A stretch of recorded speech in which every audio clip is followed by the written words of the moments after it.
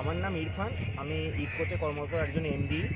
আর আমি এখানে একটা আমাদের পূর্ব বর্ধমান জেলার একটি ব্লক মেমারি, সেখানে একটি ছোট গ্রামে এসেছি এই দাদার কাছে। যিনি আমরা কৃষক ভাই, উনি জমিতে ন্যানো ডিএপি দিয়েছিলেন, দিয়ে শেকড় শোধন করেছিলেন।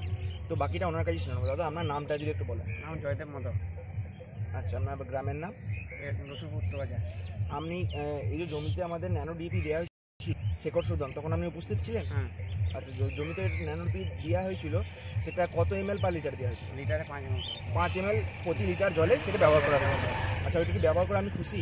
ব্যবহার করে খুশি। গ্রোথ এসছে, শেকড় ছেড়েছে ভালো।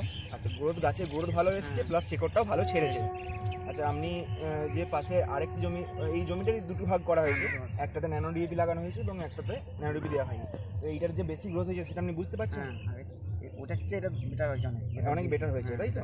আচ্ছা, আপনি আগেও ন্যানো ডিএপি পেয়েছেন আশা করি ঘরে, যখন আপনার সারের সাথে, তখন ব্যবহার করেন? ব্যবহার করা হয়নি, কিন্তু এখন এই যে ব্যবহার করলেন, এই যে ফলটা পেলেন, তার জন্য কি আপনি এটা ভবিষ্যতে ইউজ করবেন? ভবিষ্যতে ইউজ করবো। পাশাপাশি আমি আমার পাশাপাশি আরও চাষিকে আমার এটা ব্যবহার করলে গাছের গ্রোথ হবে, গাছের শেকড় বাড়বে, গাছ পুষ্টি হবে, ফসল পুষ্টি হবে ভবিষ্যতে। করবো ব্যবহার। আচ্ছা, আপনি দা বললেন যে উনিও ব্যবহার করবেন এবং আরও চাষিকে ব্যবহার করতে সাহায্য করবেন। তো ঠিক আছে দাদা, আপনাকে অনেক অনেক ধন্যবাদ আমাদের কাছে এই সত্য কথাগুলো তুলে ধরার জন্য।